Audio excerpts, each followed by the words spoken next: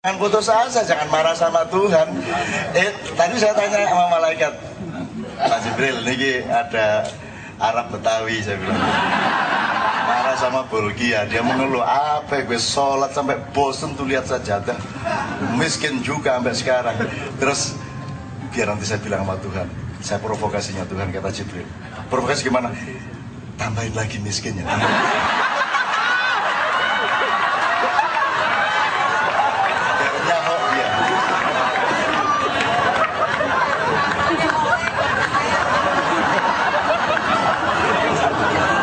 Maka mas, kalau gitu tuh gila saja enggak?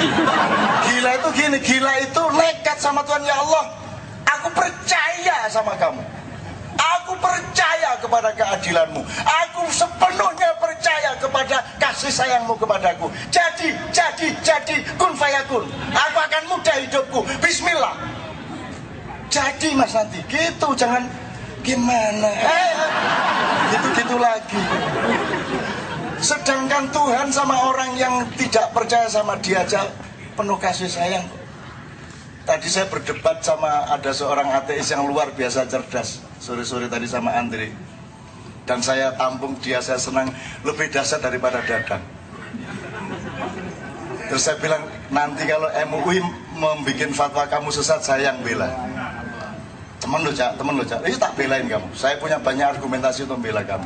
Karena kamu kan tidak percaya bahwa Tuhan bikin agama, tidak percaya bahwa Tuhan itu nyuruh sholat.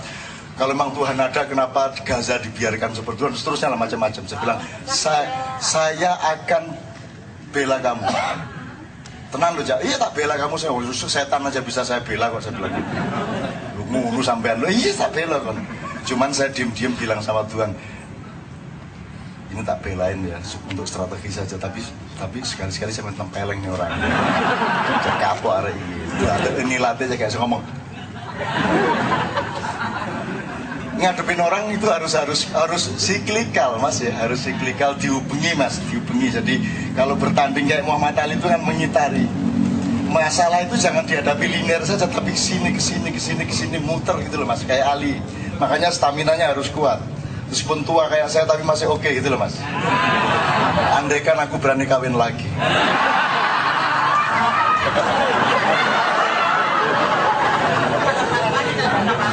Ya, boten aku sudah cukup aku. Oke, jadi apa namanya, cerita terakhir, Anda jangan Allah mengatakan ana inda dhanni abdi bi. Aku ini berlaku berdasarkan sangkaanmu kepadaku. Kalau kamu mengeluh dan mengandung ketidakpercayaan kepadaku, ya aku berlaku seperti itu. Loh, makanya bilang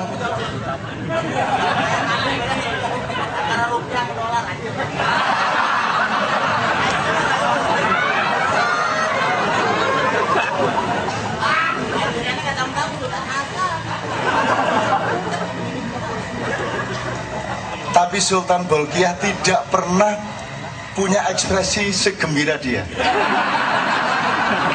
Bayangin, miskin, susah, menderita, tapi ekspresinya gembira.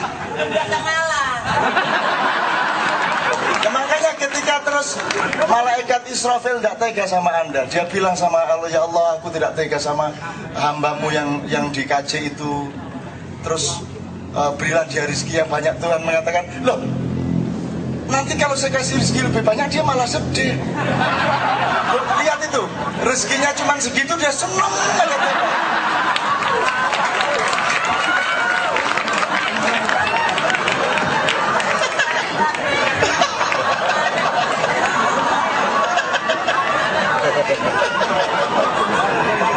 Allah.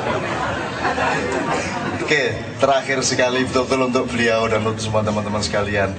Pokoknya Anda sama Allah itu jangan enggak usah protes, enggak usah nentang, pokoknya wala.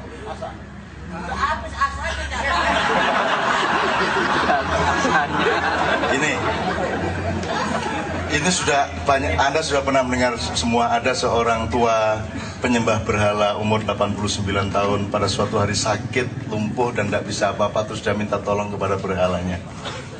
berhala, sembuhin saya dong, saya kan sudah sembah kamu 80 tahun lebih. Tapi berkali-kali dia minta sembuh kepada berhalanya, berhalanya namanya juga berhala, tidak bisa menyembuhkan dia. Maka terus akhirnya, kalau kamu tidak sembuhkan saya, kata si sakit, saya akan minta sama yang katanya Tuhan Allah itu, kalau memang dia ada, coba sembuhin saya. Gitu. Jibril marah, bilang langsung, ya Allah, itu ada hambamu menghina kamu, masa kamu dibilang kalau memang ada Allah itu, kalau memang Allah ada, silakan sembuhkan saya. Itu saya tidak tahan mendengar kalimat yang sinis seperti itu, kata Jibril. Allah ketawa, Jibril mulai more-more ngono iku. Tapi bagaimana aku mencintaimu ya Allah, dan aku menghormatimu, aku menjunjungmu sebagai satu-satunya sesembahanku. Tapi dia menggunakan kata-kata yang sangat menyindirmu dan sangat melukai perasaanku sebagai pecintamu. Wah sudah lah bro, gitu aja kok. Kamu kan malaikat, masa enggak uas jiwanya sih kamu. Udah sembuhin sana, balik sana, sembuhin. Loh, malah disuruh nyembuhin. Loh bagaimana kok begitu kok malah disembuhin, kata Jibril. Bril, kamu itu enggak punya strategi apa bagaimana? Kalau enggak saya sembuhkan, terus bedanya saya sama berhala apa?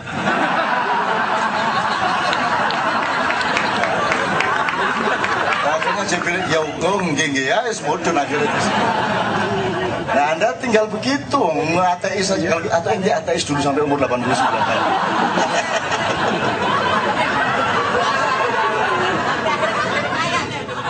Oh kaya, bismillah.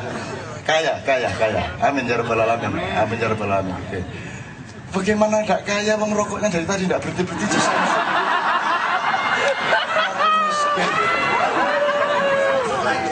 Saya itu sedih tiap hari, frustasi, terima SMS dari jamaah yang satu, yang paling bikin frustasi enggak mau nyebut nama. Nanti kalau tanyain dari siapa, ya saya hanya orang kecil. Pasti Cak Nun tidak kenal saya. Lu rumah samu nih SMS raimu ketok lu. Tinggal nyebut jeneng Ci Angel ya bisa habisin pulsa. Sudah sebut nama cengeng gitu terus, tapi tidak apa-apa lah, memang begitulah rakyat kita. Terus nanti ada lagi, Cak tolong bantu pulsa. Dan itu bisa sebulan 2 kali, Cak tolong bantu pulsa. Dan begitu saya kirim pulsa lewat kantor, terus setiap hari dia kirim nasihat ke saya. Dia juara.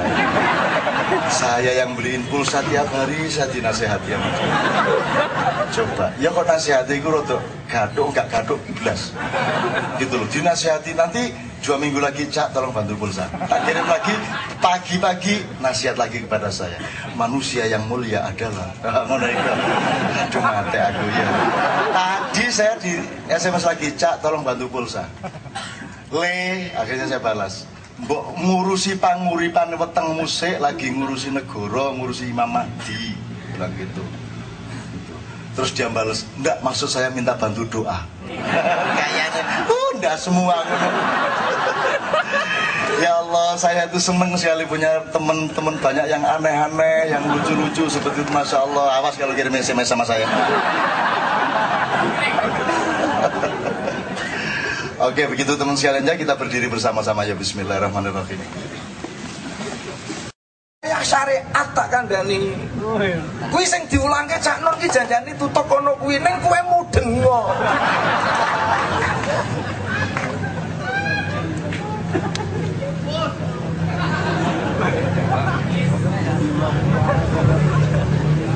Wes paham. Jadi nek amar ma'ruf nahi mungkar kuwi ana teritoriale. Mar aminkum mungkaran falyughayyirhu biyadi. Kowe iki nek dadi polisi, dadi militer sebagai balung negara, wis atas kesepakatan konsensus nasional. Ngono awake dhewe kumpul nang Nusantara kuwi atas musyawarah, atas konsensus. Wong Islam dhewe aja menyalahi konsensus kowe. Oh no, nak berarti kowe kok nak nyalai konsensus berarti nerak benere wong akeh. Nek nak kowe menurut benermu dhewe monggo meh muni-muni asa karepmu, kowe wilayah personality dalam dirimu. Please.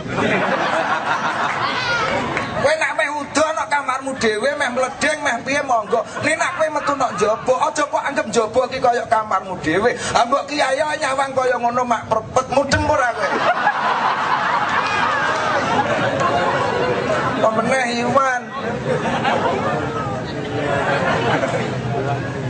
pengantin baru. Ono wilayahe. Ngono kuwi nak kowe polisi, mula kowe nak roh kejahatan, kowe mempresur karo polisi karo keamanan. Kowe kok ora nglayani tugasmu piye kowe? Menurut undang-undang kesepakatan ngene. Aku kowe percaya mbek kowe, kae kudu digarap. Kudu ngono, polisi dibayar oleh rakyat, harus sesuai dengan tugasnya. Aja mung nyegati rakyat. Ya nak sing kok cegat ki rada lumintu rezekine. Lah nek mung trimo pas-pasan duit 50.000 mek digawa pulang untuk ngliwet anake. Satu misal, kau potong di tengah jalan sebagai polisi. Mergo kok goleki salahe. Kamu berarti memotong rahmat meh dituku beras ndak sampai rumah. Suami pulang, anak menangis, istri malu sama bakul karena untuk nyarutang. Tangis ini nanti naik ke langit. Sopo sing gawe nangis kowe nduk le? Polisi Gusti. Polisi digoleki sapa kowe sing anu. Lah laknat akan diturunkan sebagai pemburukan citra polisi. Kuwi nek polisi kok sayang pada rakyat, sapa sing gawe aman kowe? Polisi Gusti. Allah mencari polisi untuk menaikkan citra kepolisian. Ngono kuwi carane kowe. Kowe sinau lah. Ning nek kowe ora dadi apa-apa, potonganmu ki ya.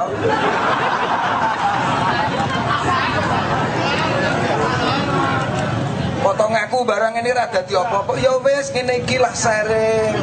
Kowe nek iso mbok nulis. Syukur kowe iso gawe kebudayaan. Melawan budaya kowe iki aja kok kanggo perangi model jihad sing ora wewenangmu. Lahirlah kerusuhan. Citra agama kebaikannya tertutupi oleh kehendak burukmu itu. Tak ceritani lah, mungkin kok diulas Gusmi. Gusmi iki tau nonton dangdut. Gusmi Allah makfurlah. Lah nonton dangdut apa njur Gusmi mengutuk penonton? Bukan. Ya Allah, ini toh menonton penyanyi saja yang demikian kok hatinya sudah bergembira. Ya Allah, aku bermohon kepadamu, hati-hati orang penonton ini andai melihat wijahmu, wijah kekasihmu, alangkah bahagianya melebihi dari menonton hal-hal seperti ini. Ngono sing atine lembut ngono kuwi. Mudeng ora kuwi jenenge lewat kebudayaan. Mula Cak Nun kaya ngene iki membayar counter kultur. Gen apa? Gen orang nganggo cara kekerasan. Oh no, kowe nak merangi kebudayaan kudu kowe duwe alternatif budaya, aja kok fatwane tok.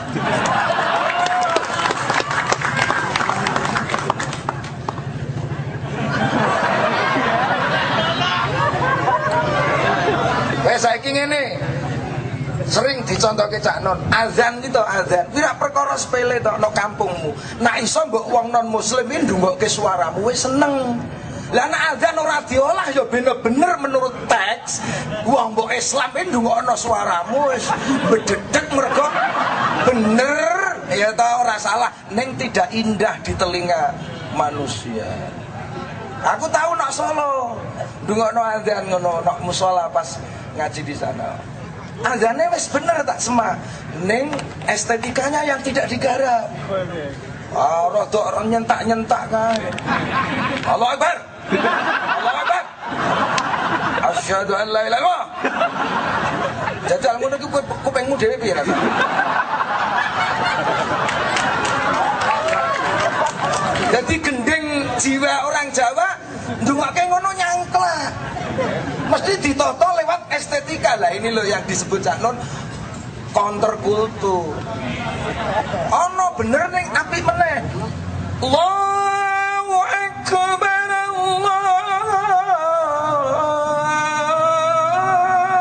Allahu Akbar. Iki suaraku nomor 3.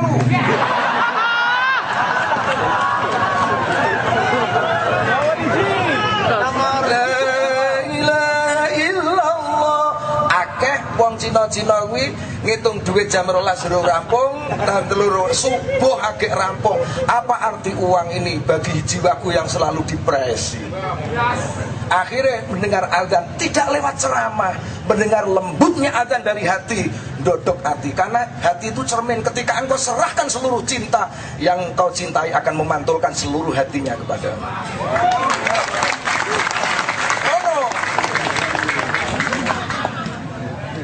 Kayak Kanjeng Nabi ketamon karo Sayyidina Umar bin Khattab mau membunuh. Kanjeng Nabi tidak pidato, lewat aura mukanya yang menunjukkan kesucian hatinya. Sayyidina Umar melihat aura Rasulullah yang tanpa dendam dan tanpa nafsu, yang mau membunuh, bertolak belakang 180 derajat, malah masuk Islam. Adakah aura mukamu seperti itu? Aku nak ndelok raimu kuwi mau kepengen jotos.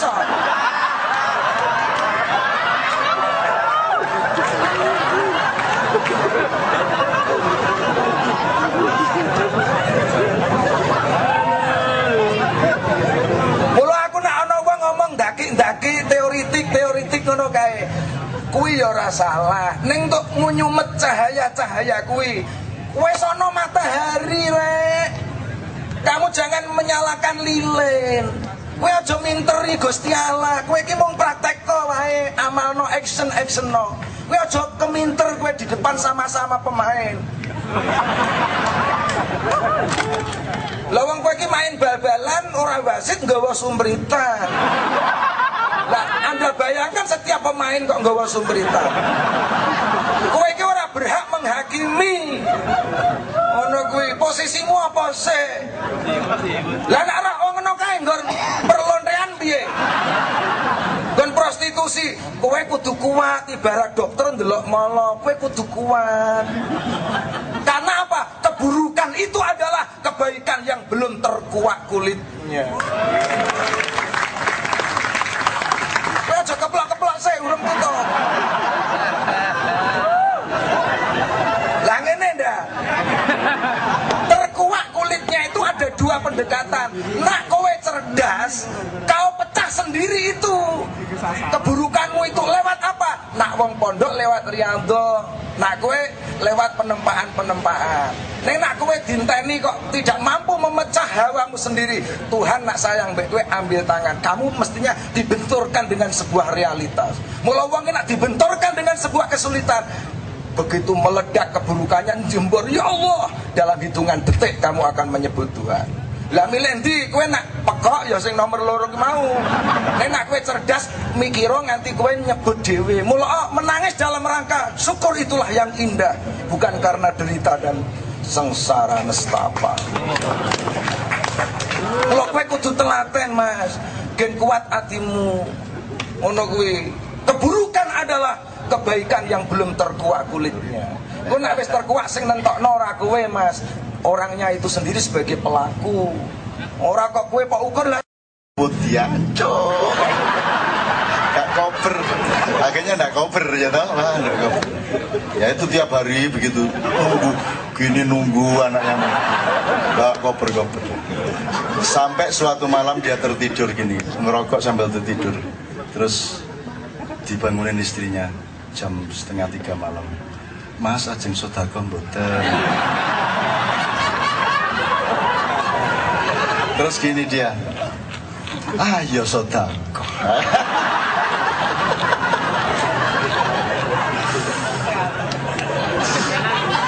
Bayangin indahnya itu, indahnya. Kadang-kadang pakai hadis. Jadi ketika selesai Fathul Makkah, ketika seluruh pasukan Abu Jahal ditaklukkan, di tali tangannya dibariskan beribu-ribu di depan Ka'bah, Rasulullah kemudian berpidato, ya ayuhan nas, inna hadzal yaum laisa yaumul malhamah walakinna hadzal yaum yaumul marhamah wa antumut tulaqa. Itu artinya wahai manusia, wahai para prajurit yang kalah perang, aku ingin menyatakan kepada kalian bahwa hari ini bukan hari pembantaian, tetapi hari ini adalah hari kasih sayang. Dan engkau semua aku bebaskan. Berdiri semua, kemudian prajurit Islam mengurai talinya. Bahkan kalian tidak hanya aku bebaskan, kalian tolong antri lewat pintu sana, dan kalian sudah ditunggu oleh onta, kambing, dan harta benda lain yang akan dibagikan untuk kalian semua. Itu kan? Jadi itu luar biasa, itu Valentine Day-nya Islam. Jadi hari kasih sayang yang luar biasa. Kemudian, tapi masih ada prajurit-prajurit Islam yang masih mengasah-asah pedang, karena kan bertahun-tahun mereka perang. Terus Rasulullah datang, ngapa iki ngungkal-ngungkal? Oh, kaget dia, iya ya sudah tidak ada perang, pulang sana, sudah tidak ada peperangan, pulang semua, tiduri istrimu masing-masing. Meniduri satu istri dengan baik dan santun sama dengan membunuh kafir 70 orang. Nah gitu, rumusnya begitu. Nah dipakai sama Yai Budi.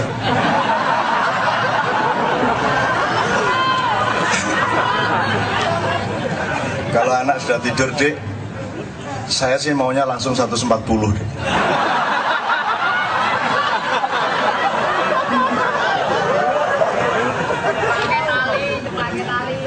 Terus istrinya malah jawab 210 ya omong, masih. Coba asiknya ya, asiknya Masya Allah. Kalau semua didasari cinta kasih. Dan lahirnya teori-teori ekonomi kekeluargaan kemasyarakatan dari Bung Hatta itu tidak lain, tidak bukan. Itu hanya lahir dari rasa cinta. Itu lahir dari rasa kebersamaan dengan orang banyak ya. Kita tidak peduli yang menang siapa nanti presidennya. Kita tidak peduli yang mana parpol yang akan menang. Yang kita pedulikan adalah siapapun yang menang, kalau mereka tidak menerapkan kebersamaan dengan rakyat, cinta kasih dengan rakyat, teori-teori dan mekanisme ekonomi, politik dan apapun yang tidak berfokus kepada kepentingan dan kesejahteraan rakyat, maka itulah yang kita tolak. Jadi kita tidak menolak SBY, tidak menolak Megawati, tidak menolak Prabowo, tidak menolak siapapun. Yang kita tolak adalah cinta yang tidak sejati kepada rakyat. Jadi siapapun mereka yang jadi tidak ada masalah, karena toh juga sama saja. Oke. Oke. Nah, ada opresi, kemudian ada suppress, terus baru ada situasi atau posisi depres. Jadi teman-teman sekalian, tinggal apa saja yang depres. Depres itu posisi ditekan atau posisi di apa ya, dipenek. Aduh, penek itu bahasa Inggris, bahasa Indonesianya diperes gini mas. Dipenek itu di, nah oke, dipencet gini rek, yang ditindih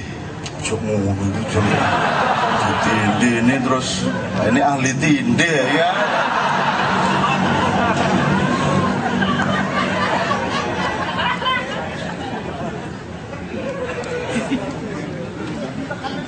Saya dulu memang menyarankan, ya Ibu Tini aslinya pemain teater dan dia pernah workshop teater, ikut teater dinasti di Semarang. Tapi saya menyarankan dia diam-diam, meskipun Mas Budi ini actingnya bagus, tapi saya sarankan coba mulai belajar dan merintis untuk jadi kiai.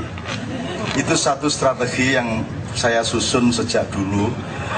Iki nek gak dadekno kiai mblaeni arek iki.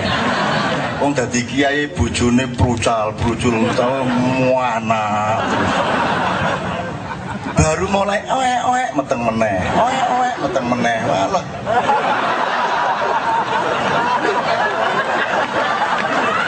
Lah bagaimana? 10 tahun kok 8 anak itu loh. Nabi Muhammad gak ngono rek. Wah, wis iki ngluwi wong Arab ya. Oke ya. Oppression, suppression, depress. Nah, sekarang tinggal kita tarik garis. Apa saja sih? Oke, sekarang konteksnya apa dulu? Bisa politik, bisa ekonomi, bisa kultur, bisa pasal hukum pun bisa melakukan opresi. Fatwa ulama pun bisa melakukan opresi. Sekarang masalahnya Anda dipres apa tidak? Kan gitu. Nah, nanti disusun pelan-pelan di rumah. Kepentingannya apa dulu? Anda dipres apa tidak? Sebab boleh ada opresi, tapi Anda bisa saja tidak dipres karena opresi. Misalnya fatwa. Anda dikasih fatwa merokok itu haram bagi anak umur di bawah 17 tahun dan bagi ibu-ibu hamil. Dan itu kalimatnya sebenarnya ada terusnya, cuma dicoret. Wanita hamil juga dilarang tidur tengkurap. Mengkurep diunternong ini gitu. Nah, nanti kalau Anda mau faham, kita bicarakan bersama. Fatwa itu apa? Posisinya itu sama dengan hukum apa tidak? Ranahnya di mana? Siapa yang berhak memberi fatwa? Yang berlangsung dengan ulama kita kemarin itu fatwa atau bukan? Itu kita analisis. Tapi yang pasti saya melihat orang pada depres karena fatwa itu. Kenapa depres? Loh gitu aja kok. Loh, ambok ada 1000 fatwa lagi, kenapa Anda harus depres? Nomor 1, karena Anda tidak mempelajari fatwa itu apa. Nomor 2, Anda tidak mempelajari lahirnya yang disebut fatwa di Padang Panjang itu apa. Bagaimana? Anda tidak pelajari. Nomor 3, loh, ya kan Anda bisa bikin fatwa sendiri. Gitu loh. Nanti kita pelajari kalau Anda memerlukannya. Tapi monggo, serah Anda. Nanti saya akan bisa ceritain macam-macam soal itu. Terus yang penting nanti kita cari apa namanya. Anda ini mengalami depresi apa saja. Misalnya ekonomi rakyat, yaitu saya menyebutnya ekonomi nafas dalam. Jadi warteg-warteg di sisi-sisi gedung-gedung gede, di mana karyawan-karyawan perusahaan besar itu kalau siang makan di situ. Itu dengan adanya krisis global dari Amerika kemarin, dia depres apa tidak? Kan begitu. Tingkat depresnya seberapa? Apa saja yang di Indonesia yang merupakan opresi-opresi dan supresi-supresi yang membuat Anda depres? Nah, yang depres ini bukan hanya rakyat, alam juga bisa depres. Tadi saya ngobrol sama teman-teman dari IPB, tanah juga bisa depres. Tanah bisa mengalami depresi karena petani dan pelaku pertanian tidak memiliki cinta kasih dan apresiasi terhadap pemeliharaan kesuburan tanah, sehingga dipupuk terus, dirabuk terus tanpa pernah memperhatikan bahwa tanah itu memerlukan kelapangan untuk bernafas dan memelihara kesuburannya. Sehingga ada satu istilah kesuburannya. Sehingga ada satu istilah tanah kita sekarang yang sebenarnya merupakan surga yang diambil oleh Allah, ditaruh di belahan bumi sebelah sini ini yang namanya Pulau Jawa terutama, itu sudah kena narkoba semua tanahnya. Sudah kena narkoba, berarti dia depres. Itu teman sekalian. Nah, sekarang Anda hitung nanti di rumah, cari yang opresinya apa, supresinya apa, yang kena depres siapa saja dan apa saja. Kalau Anda nanti sudah mempelajari itu, baru Anda masuk ke Ponari. Sebab kalau sudah masuk ke Ponari, sebelumnya Anda harus masuk ke Rian dulu. Karena kalau puncak opresi dan puncak supresi dan puncak depresi itu ada di sana. Karena di Jombang itu tempatnya para ahli kubur. Ahli kubur itu ahli menguburkan. Kalau cuma menekan kan tidak sampai menguburkan. Nah, di Jombang ini punya kemampuan untuk bukan hanya neken, sampai dikuburin habis. Maka disebut ahli kubur, ahli menguburkan. Jombang yang kota santri ada Abdurrahman Wahid, Nurholis Majid, ada siapa-siapa, Kiai Haji Hadratus Hasyim Asy'ari, tiba-tiba dikuburkan citranya oleh Rian dengan mutilasi, dengan ini habiskan Jombang. Dah, kemudian dimarahi, gimana Jombang kok apa namanya, kok kelakuannya kayak begitu, jadi dikuburkan. Belum selesai dikuburkan oleh Rian, dikubur lagi oleh Ponari. Dan tidak ada satu dokter dari peradaban masa silam sampai sekarang bisa melawan Ponari. Dan 40.000 orang antri dan dia cukup digendong bapaknya terus ngene-ngene. Itu pun dia tidak ikut, dia main SMS. Dia main tangan kiri tangan SMS, yang tangan kanannya dipegang sama asistennya terus cek. Dan tidak seorang pun memahami. Semua tidak ada yang bisa memahami Ponari itu apa, siapa, ngapain, apa yang terjadi sebenarnya dengan Ponari itu. Bahkan kesimpulan kita adalah kesimpulan dari orang yang tidak mampu mendapatkan hidayah dari Allah Subhanahu wa taala. Orang yang tidak kuat menerima derajat. Orang yang ditawari innama amruhu idza arada syai'an ayyaqula lahu kun fayakun. tapi tidak mampu. Otak kita, frame ilmu kita, hati kita, jiwa kita, ideologi kita tidak mampu. Kita hanya punya kesimpulan bahwa ini destruksi, eksploitasi kepada anak kecil, kemudian disebut musyrik karena percaya kepada batu. Betul? Bedanya batu sama pil apa? Bedanya apa? Kalau Anda ke dokter terus dikasih pil, Anda percaya sama pil enggak? Percaya enggak? Syirik enggak? Musyrik enggak? Loh, lah kok semua orang musyrik se-Indonesia? Percaya kepada pilnya dokter. Kenapa kalau dokter harus dipercaya pil dan obatnya, kalau Ponari tidak dipercaya batunya? Emang Ponari bisa mengobati? Enggak bisa. Dia cuma hujan-hujan, kesamber batu, dibuang balik, dibuang balik, dibuang balik, akhirnya disimpan di rumah. Ponari tidak bisa apa-apa. Dia anak umur 9 tahun, dia tidak mengerti apa-apa. Dan Ponari jangan disalahkan. Anda harus menyayangi dia karena dia tidak mengerti apa-apa. Itu namanya dukun tiban.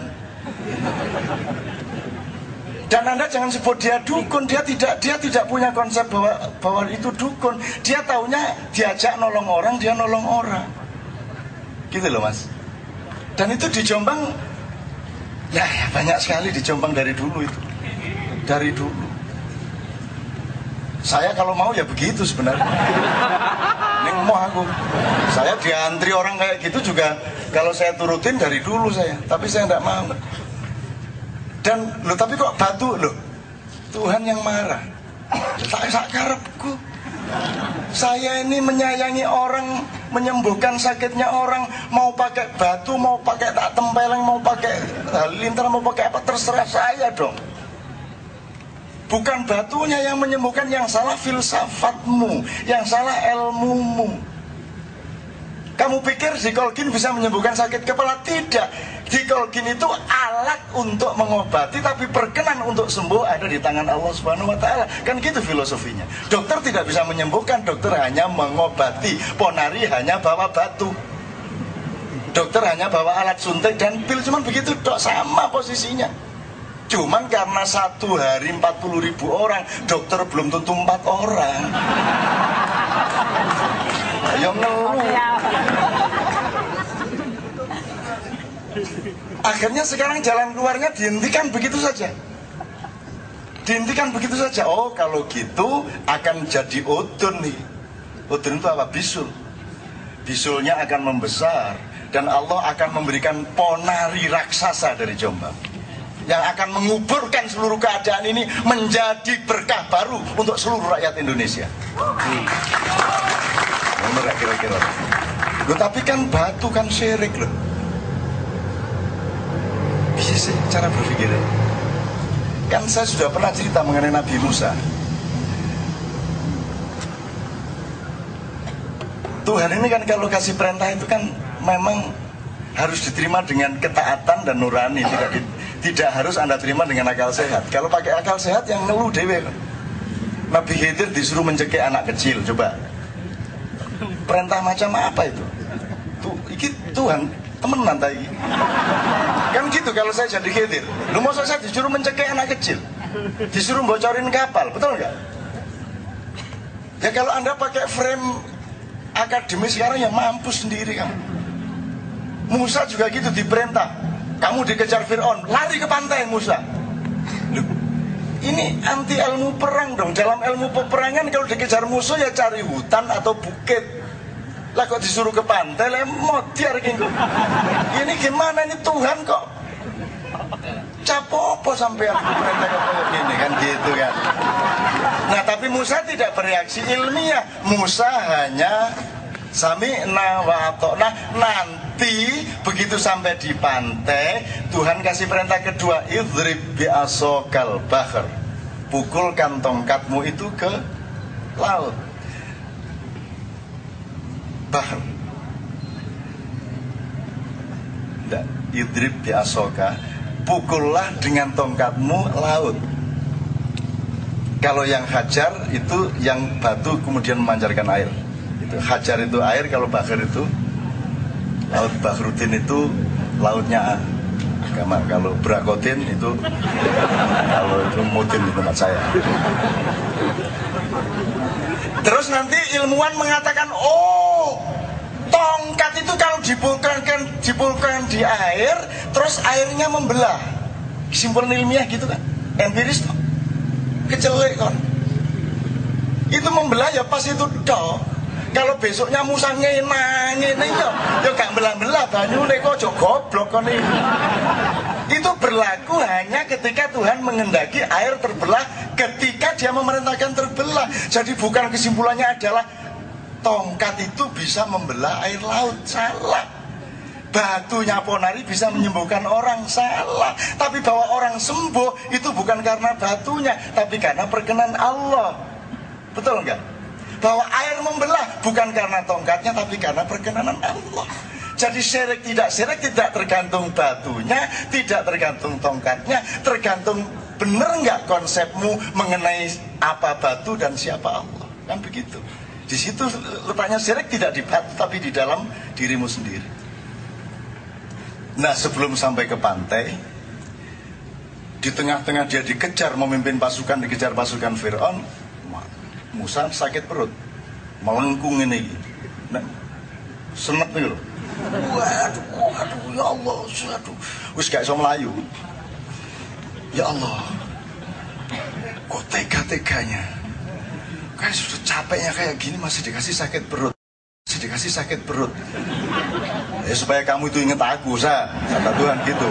Ya sudah, saya mohon disembuhkan ya Allah. Ya gampang, aku maha kuasa. Ya, sekarang kamu lari ke bukit sana ada pohon, ambil daunnya, kamu makan, sembuh, kata Allah. Nabi Musa naik ke bukit dengan setengah mati, baru nyentuh daun, perutnya sembuh. Waduh, matur nuwun, sampai tenan jenengan ya, stop, turun lagi, pasukan siap, berangkat. Begitu berangkat 3 langkah, ada sakit lagi. Musa langsung lari lagi ke atas bukit, dia ambil daun, dia makan sampai 15 lembar, tidak sembuh-sembuh. Menggering ini. Ya apa karep sampean? Terus katanya tadi kalau saya sakit perut suruh naik bukit, suruh makan daun, ini sudah 15 daun sampai sepet gitu loh. Kok tidak sembuh-sembuh? Terus dia langsung cekikian. Dasar Nabi goblok. Kata Allah gitu, itu cara ludruk menceritakan, bukan bener-bener Allah ketawa, enggak. Ya itu cara ludruk, rek. Jombang, rek, tak kubur temen-temen. Yang bilang daun menyembuhkan perutmu itu siapa? Nah, tadi katanya suruh naik bukit loh. Saya tuh mau nyuruh kamu naik bukit, mau nyuruh kamu selulup, mau nyuruh kamu benturkan kepala ke batu, terserah saya. Cara saya menyembuhkan tuh terserah saya. Mau pakai daun, mau pakai batu, pakai apa, terserah saya. Dan yang menyembuhkan kamu itu bukan daun, bukan batu, tapi otoritas saya. Jadi tahu nggak bedanya kamu waktu sakit perut pertama sama sakit perut kedua? Yang pertama kamu, ya Allah berilah aku kesembuhan. Yang kedua kan kamu nggak minta, langsung menyelorot, melayu, mendokong, nggak jaluk kok.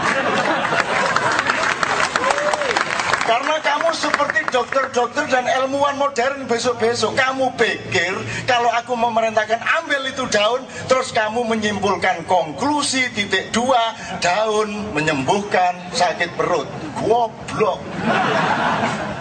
Tidak, yang menyembuhkan bukan daun, yang menyembuhkan izinku. Jadi yang penting kamu minta sama saya, yang penting komitmen sama saya, gitu loh. Nah nanti yang kedua kan mosok saya tidak bervariasi. Emang saya sutradara yang monoton, kata Tuhan gitu. Kalau yang pertama aku perintahkan engkau naik bukit ambil daun, yang kedua pasti aku kasih variasi. Musa misalnya yang kedua, sakit lagi ya Allah sembuhkan, sakit lagi, jungkir balik 5 kali. Beneran? Begitu jungkir balik sembuh. Kan gitu. Kalau saya Tuhannya malah tak suruh jalan jongkok 2 km.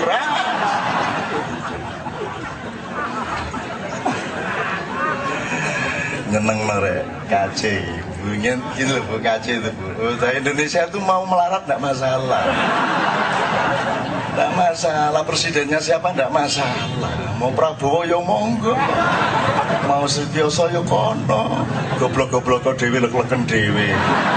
Tapi mereka bergembira. Kenapa kedelai kok impor? Wah, ngono ta pertanyaane. Ada menteri ekonomi enggak? Ada menteri perdagangan enggak? Enggak ada toh? Kalau gitu jangan menjawab sebagaimana menteri perekonomian menjawab. Jawablah sebagai rakyat yang harus bergembira. Kalau saya sebagai rakyat jawabannya mudah. Loh, saya disuruh nanam sendiri. Soge kan nyandur apa? Dele. Ya saya tinggal beli, aku soge jeragan kok. Saya majikan kok suruh tanam itu loh. Ya sudah sana yang negara-negara miskin tanam kedelai, kita yang beli. Kita orang kaya kok. Itu jawaban rakyat. Lah daripada kamu seharusnya ada polisi, seharusnya ndasmu gak ono sing gelem sing ditutur iku. Nanti kamu stres sendiri nunggu, jawablah secara rakyat. Soge kok. Nggak masalah, kita orang kaya kok kita suruh jadi pengrajin, bikin meja sendiri, bila kita kaya, kita tinggal beli dong. Majikan kok. Jadi gimana jawabnya? Kalau saya jawabnya begitu. Loh, kecuali saya di sini sebagai menteri perekonomian, saya akan jawab dengan policy. Lah saya rakyat kok. Yang jawabnya yang penting aku mari jawab langsung seneng. Lah rakyat suruh nunggu berapa kali perubahan kekuasaan. Sekarang juga harus gembira dong. Jadi Anda jawablah secara rakyat, jangan gimana ya? Wah, goblok duduk menteri kan gak payu. Jawab aja seneng. Gitu dong. Sama dengan olahraga, kalah ini kalah itu jawablah secara rakyat. Loh, kita tuh kapan kalah? Nggak pernah kalah. Kita itu ngalah. Coba, masa kita suruh menang lawan Oman? Oman tuh negara, kabupaten. Wedang Sikoteng di sana ndak ada, Ketoprak ndak ada, Rawon ndak ada, Tanah Abang ndak ada. Sudahlah hidupnya kayak begitu, terus sepak bola kita kalahkan. Kita kan ndak punya kebesaran.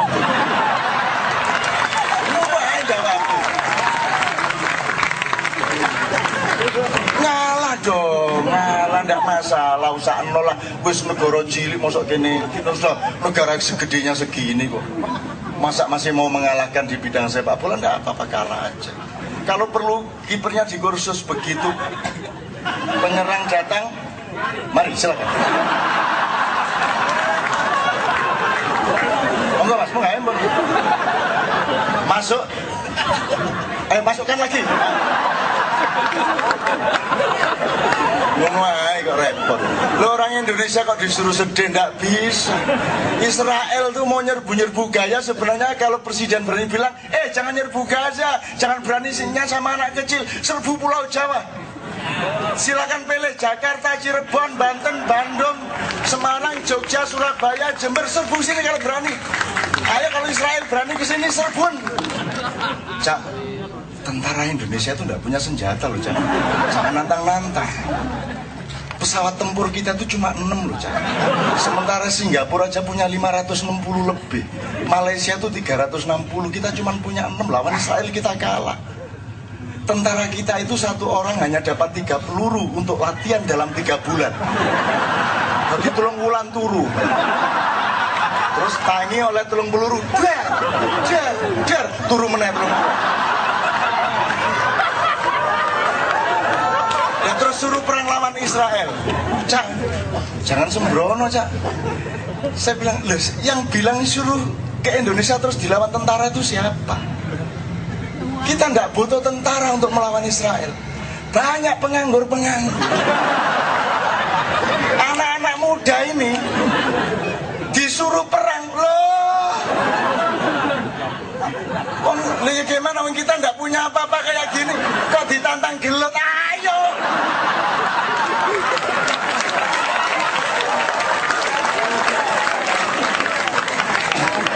Iya toh, kok prajuritnya tentara sampean pun minggir. Aku yang maju. Loh kalau saya maju, lah ya apa ganti penggawean saya dulu.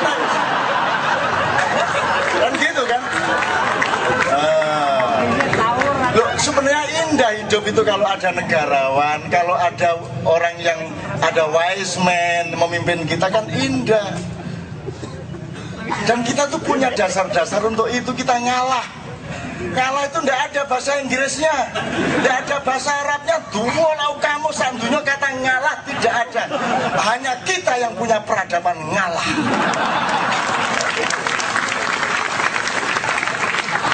Nah, nanti kalau Prabowo nggak jadi presiden, emang aku ngalah. Gitu aja kan selesai.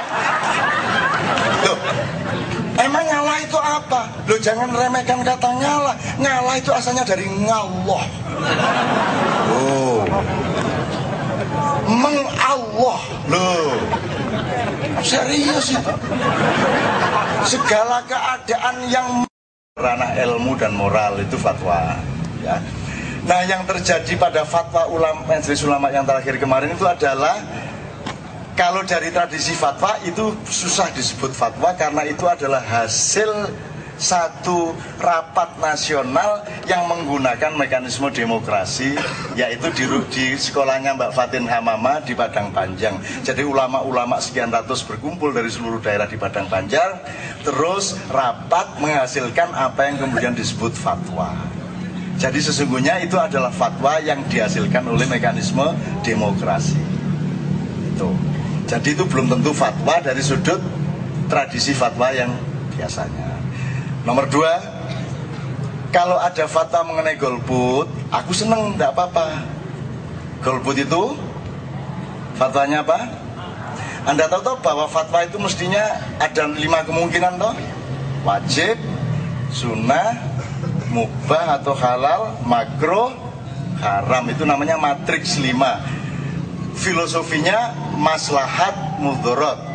Yang sangat maslahat disebut wajib, yang lumayan maslahat disebut sunat, yang tengah-tengah disebut mubah atau halal, yang agak mudharat, agak membahayakan namanya makruh, yang sangat mudharat namanya haram. Kalau di bahasa gaulkan, wajib itu harus lo ya. Kalau sunat, mbok yao, nah itu sunat. Mbok yao kamu ke sana, itu namanya sunat. Kalau mubah halal, ya ke sana monggo, enggak ke sana ya monggo. Kalau makruh, mbok jangan ke sana, itu makruh. Kalau haram, tidak boleh ke sana. Jelas ya posisi apa komunikasinya ya, oke. Terus kalau memang ada fatwa golput itu haram, maka harus juga ada kalimat yang menyatakan bahwa mencoblos dalam pemilu itu wajib. Kan betul? Ada nggak itunya?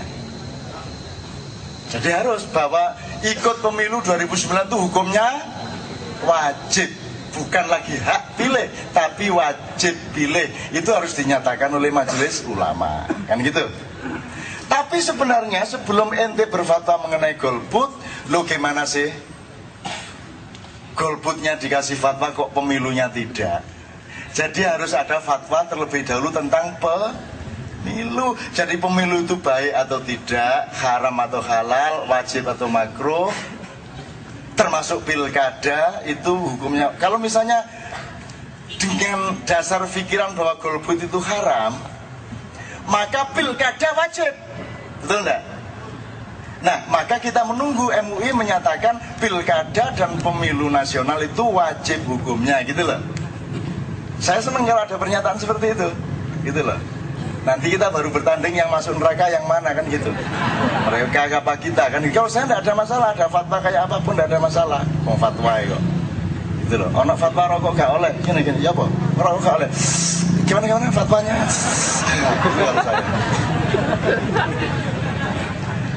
Kalau kita terusin, sebelum ada fatwa mengenai pemilu, harus ada fatwa terlebih dahulu mengenai demokrasi. Jadi harus ada fatwa MUI bahwa demokrasi itu wajib hukumnya, betul enggak?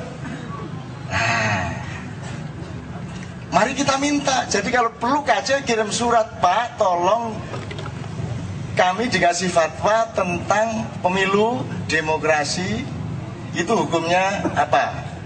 Kalau menurut logika yang tadi berarti pemilu itu berarti demokrasi itu wajib. Asik tak kalau ada fatwa demokrasi wajib hukumnya, kan asik. Tapi sebelum memfatwai demokrasi harus difatwai dulu wadahnya. Wadahnya itu apa? Negara Kesatuan Republik Indonesia. Jadi NKRI ini wajib hukumnya. Gitu. Nah kalau gitu, loh jangan kemerdekaannya cok dikasih fatwa. Sumpah Pemuda itu wajib. Diterusno sampai nang mburi meneh. Kebangkitan Nasional wajib. Suwe-suwe perjanjian Giyanti wajib. Jalu terus sampai ngeden, sampai entek wis. Karena semua harus difatwai. Ini kalau kita ambil linear garis sejak historisnya. Kalau kita ambil kiri kanannya, loh ya kalau gitu difatwai dulu dong. Pupuk pertanian hukumnya apa, penggusuran hukumnya apa. Apalagi mas?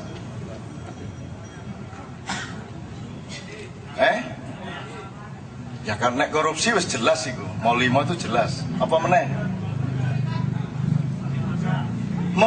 Membiarkan pengangguran. Pemerintah tidak bisa menyediakan lapangan kerja sehingga wanita-wanita dan laki-laki muda Indonesia pergi ke luar negeri jadi TKI dan TKW. Berarti pemerintah berada pada posisi halal apa haram, kan begitu? Difatwai kabeh. Kudu ana fatwa kabeh, infotainment haram apa halal. Liputan 6 halal apa haram. Wis kudu kabeh. Jaru cok bingung akeh ngono Bapak. Loh kalau memang berfatwa harus, makanya majelis ulama harus terdiri dari berbagai macam pakar. Kalau dalam Quran ada ulil absor, ulil albab, ulil nuha. Tapi masih bisa dipecah-pecah, itu berarti ada para peneliti di segala bidang. Maka kemudian dia menjadi pakar A, pakar B dari pertanian, peternakan, kehutanan, ekologi, ekosistem segala macam, sampai pakar ekonomi, pakar segala macam. Jadi MUI tidak hanya terdiri dari ahli fikih, tapi juga ahli-ahli segala bidang karena mereka dibutuhkan dasar-dasar pertimbangannya untuk menentukan fatwa dari sesuatu hal. Itulah teman-teman sekalian. Jadi saya tidak nyalain MUI loh, saya senang loh MUI bikin fatwa. Dan saya menunggu fatwanya beribu-ribu yang saya tunggu. Bikin KC halal apa haram? Ini loh, membikin orang tidak tidur sampai jam 3 pagi halal apa haram? Ayo.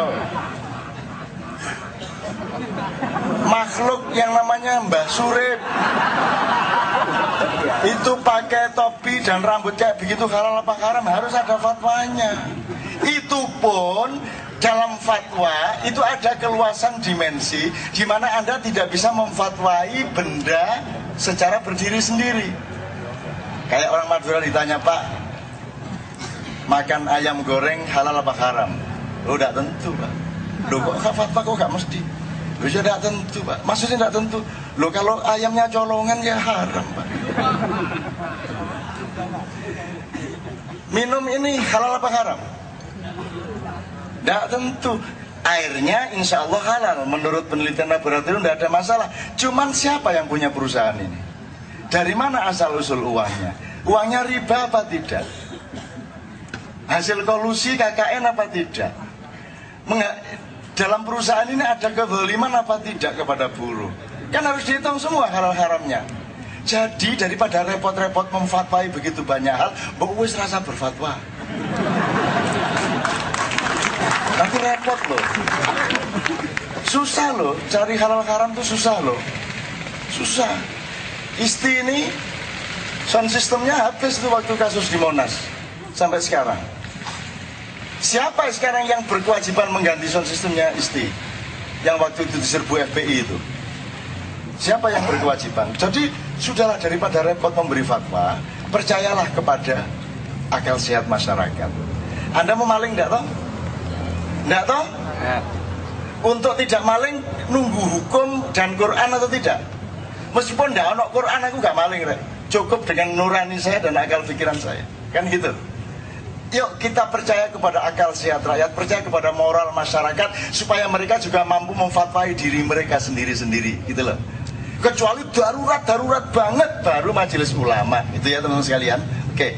Sekarang waktu sudah sangat mendesak, jadi soal fatwa cukup segitu. Ada 1-2 hal yang barangkali saya ingin mintakan kepada Mas Simon sama Isti, terutama mengenai apa yang mereka pikirkan mengenai dipres tadi itu Mas Simon. Ya Mas ya, Mon ya. Minumannya sudah ada ya. Ranah ilmu dan moral itu fatwa. Ya. Nah yang terjadi pada fatwa ulama Majelis Ulama yang terakhir kemarin itu adalah kalau dari tradisi fatwa itu susah disebut fatwa karena itu adalah hasil satu rapat nasional yang menggunakan mekanisme demokrasi, yaitu di sekolahnya Mbak Fatin Hamama di Padang Panjang. Jadi ulama-ulama sekian ratus berkumpul dari seluruh daerah di Padang Panjang, terus rapat menghasilkan apa yang kemudian disebut fatwa. Jadi sesungguhnya itu adalah fatwa yang dihasilkan oleh mekanisme demokrasi. Itu.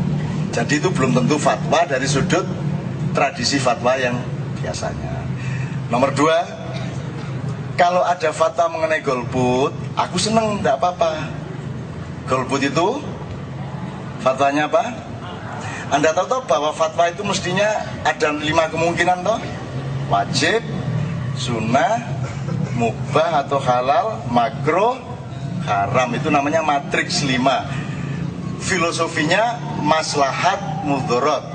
Yang sangat maslahat disebut wajib, yang lumayan maslahat disebut sunat, yang tengah-tengah disebut mubah atau halal, yang agak mudorot, agak membahayakan namanya makruh, yang sangat mudorot namanya haram. Kalau di bahasa gaulkan, wajib itu harus lo ya. Kalau sunat, mbok yao, nah itu sunat. Mbok yao kamu kesana itu namanya sunat. Kalau mubah halal ya kesana monggo, nggak kesana ya monggo. Kalau makruh, mbok jangan kesana, itu makruh. Kalau haram tidak boleh kesana. Jelas ya posisi apa komunikasinya ya, oke. Terus kalau memang ada fatwa golput itu haram, maka harus juga ada kalimat yang menyatakan bahwa mencoblos dalam pemilu itu wajib, kan betul? Ada nggak itunya? Jadi harus bahwa ikut pemilu 2009 itu hukumnya wajib, bukan lagi hak pilih, tapi wajib pilih. Itu harus dinyatakan oleh Majelis Ulama, kan gitu. Tapi sebenarnya sebelum ente berfatwa mengenai golput, lo gimana sih? Golputnya dikasih fatwa kok pemilunya tidak. Jadi harus ada fatwa terlebih dahulu tentang pemilu. Jadi pemilu itu baik atau tidak, haram atau halal, wajib atau makruh, termasuk pilkada itu hukumnya. Kalau misalnya dengan dasar pikiran bahwa golput itu haram, maka pilkada wajib, betul enggak? Nah, maka kita menunggu MUI menyatakan pilkada dan pemilu nasional itu wajib hukumnya, gitu loh. Saya senang kalau ada pernyataan seperti itu, gitu loh. Nanti kita baru bertanding yang masuk neraka yang mana, kan gitu.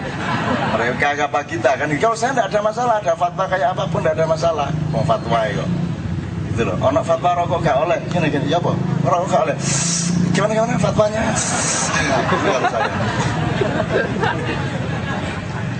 Kalau kita terusin, sebelum ada fatwa mengenai pemilu, harus ada fatwa terlebih dahulu mengenai demokrasi. Jadi harus ada fatwa MUI bahwa demokrasi itu wajib hukumnya, betul enggak?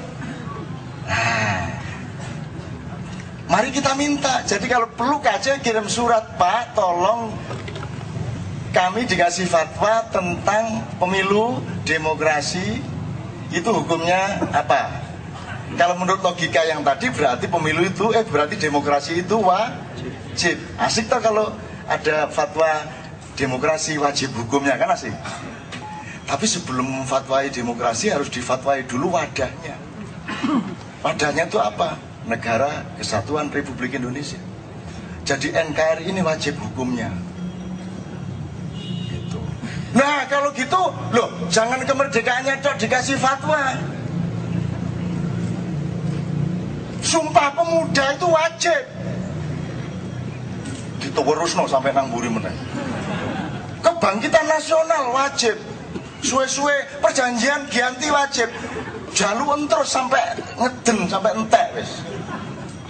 Karena semua harus difatwai. Ini kalau kita ambil linear garis sejak historisnya. Kalau kita ambil kiri kanannya, loh ya kalau gitu difatwai dulu dong. Pupuk pertanian hukumnya apa, penggusuran hukumnya apa. Apalagi mas?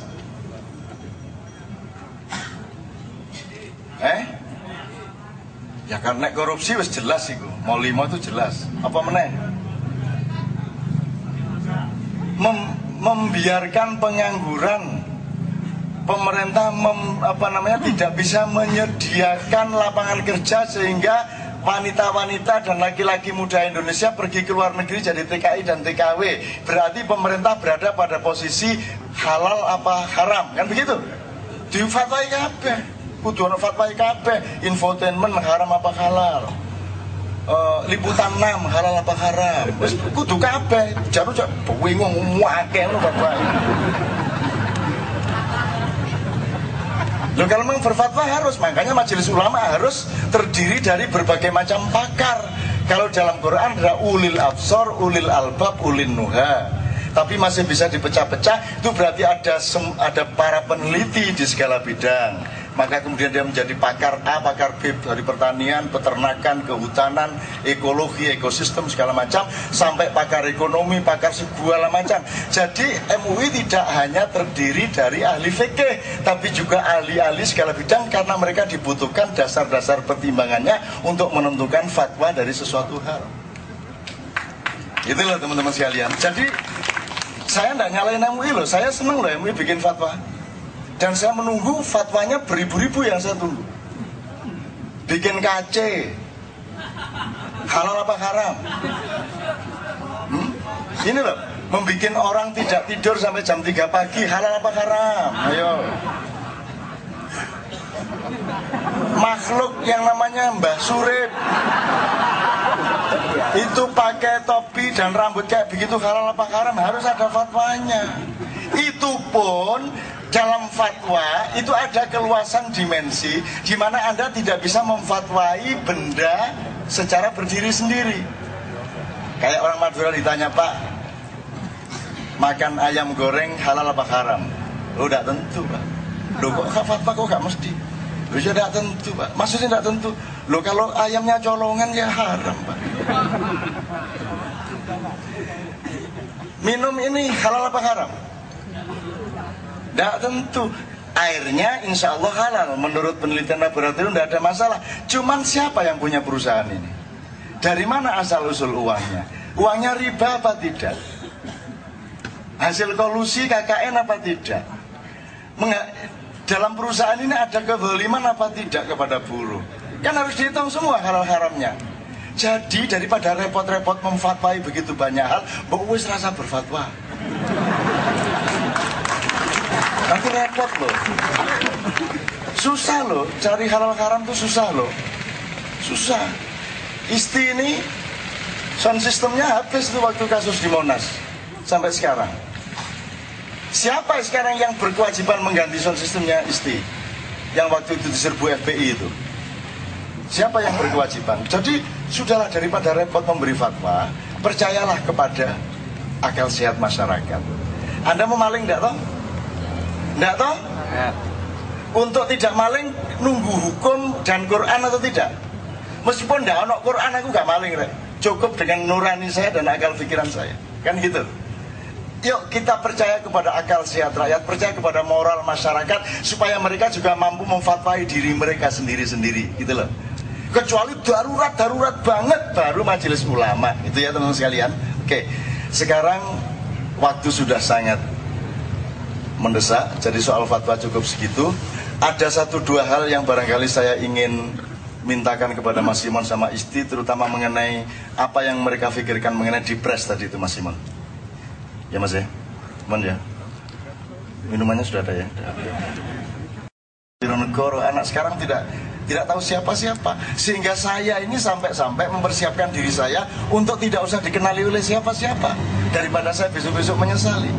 Bahkan saya punya cita-cita agar supaya kalau nanti saya dipanggil oleh Allah itu jangan ada yang tahu kecuali keluarga saya. Saya sampai punya cita-cita, Kalau saya mati nanti tidak usah ada yang tahu deh, keluarga saya aja. Sehingga saya sekarang sudah menyiapkan pemakaman di kompleks rumah saya di desa sana untuk ibu saya, ayah saya dan keluarga saya, supaya saya nanti tidak usah ngerepotin siapa-siapa. Selama hidup mungkin saya pernah ngerepotin orang, tapi ketika nanti saya mati, saya nggak usah ngerepotin siapa-siapa. Dan cukuplah yang menguburkan adalah saudara-saudara saya saja, istri dan anak saya, kan gitu. Sampai begitu. Karena saking takutnya kita ini tidak dihargai di Indonesia. Indonesia, media massa, pemerintah, dan semuanya mainstream ini tidak butuh kebenaran, tidak butuh kebaikan, tidak butuh kreativitas, dan lain sebagainya. Keajaiban saja dituduh musyrik kok. Ponari tadi. Oh itu Allah, itu perkaranya Allah, bukan perkaranya Ponari kok itu. Itu aja dituduh syirik kok. Jadi di Indonesia ini kita betul-betul kehilangan parameter hampir di segala bidang untuk menghargai apapun. Oleh karena itu KC ini, komunitas Kenduri Cinta ini menurut saya adalah satu surga yang luar biasa, di mana kita sangat appreciate berjam-jam terhadap siapapun saja yang berinteraksi dengan kita. Nah yang ingin saya tanyakan sama istri adalah, kamu kok ikhlas banget, gimana sih ceritanya, gitu loh Is.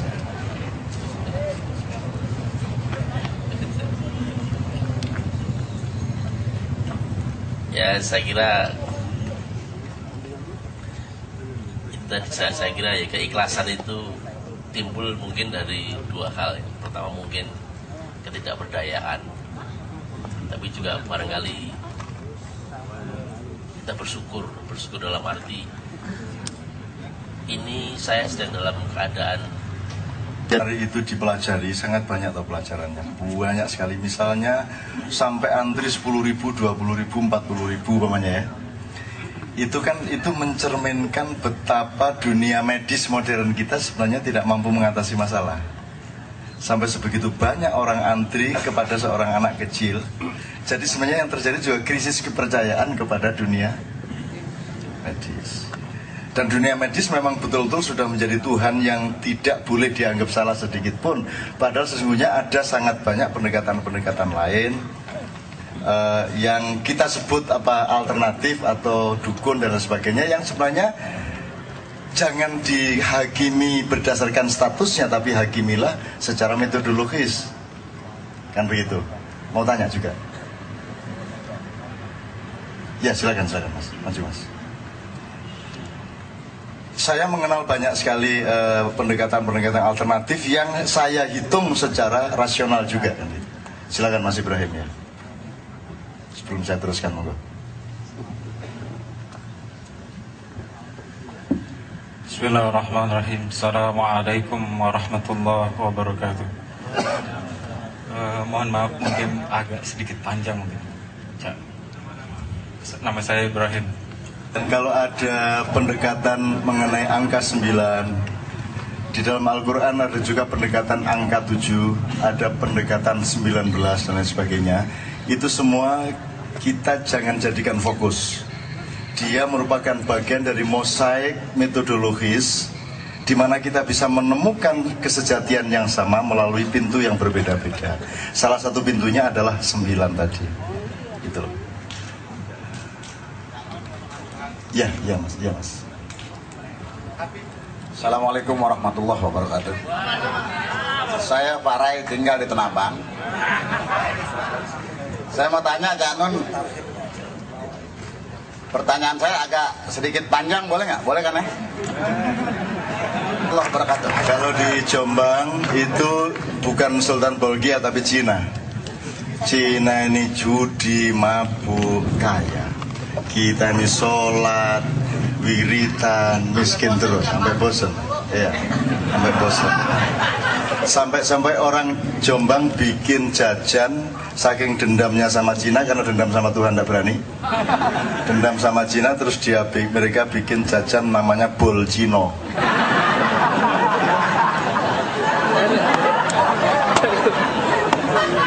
Nah itu berlangsung puluhan tahun, Cinanya tidak berani, tapi ketika kemudian ada interfaith dialog, Gus Dur dekat sama Cina, sama Konghucu sebagainya, mulai muncul keberanian kultural dari teman-teman Cina. Akhirnya orang Cina juga tidak kalah kreatif, mereka bikin jajan counter culture namanya bol kaji.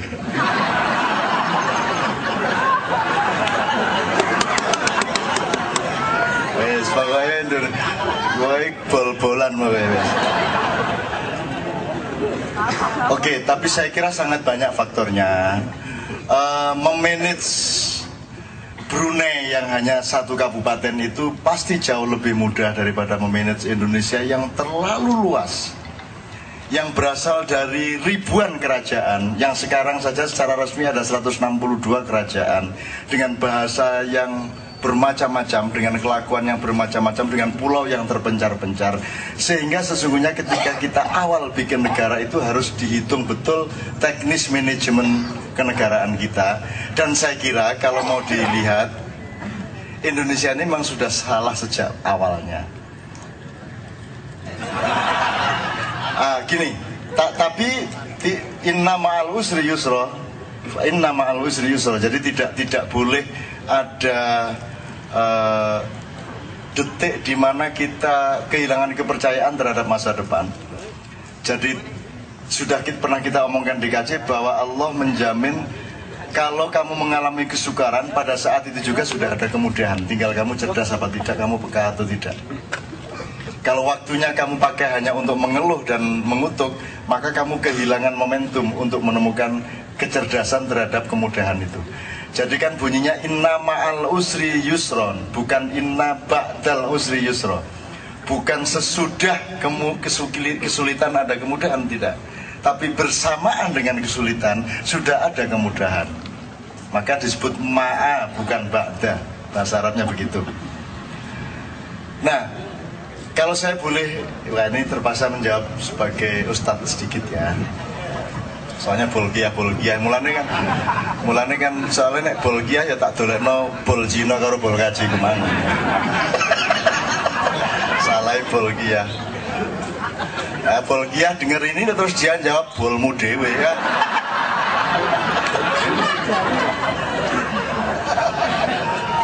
Orang Indonesia kok diajak bol-bolan ya, seneng guys. Orang Indonesia santri itu, saya dulu pernah nyunatin anak santri itu, ada satu yang ngeyel. Di sunat itu kan ada yang tenang aja, ada yang agak takut, ada yang takut, ada yang takut sekali. Dan yang takut sekali ini malah santri di sunat itu. Jadi saking takutnya yang dia rasakan sakit itu bukan dia di sunatnya, tapi traumanya dan depresinya itu sendiri yang terasa sakit. Jadi dia maki-maki Tuhan.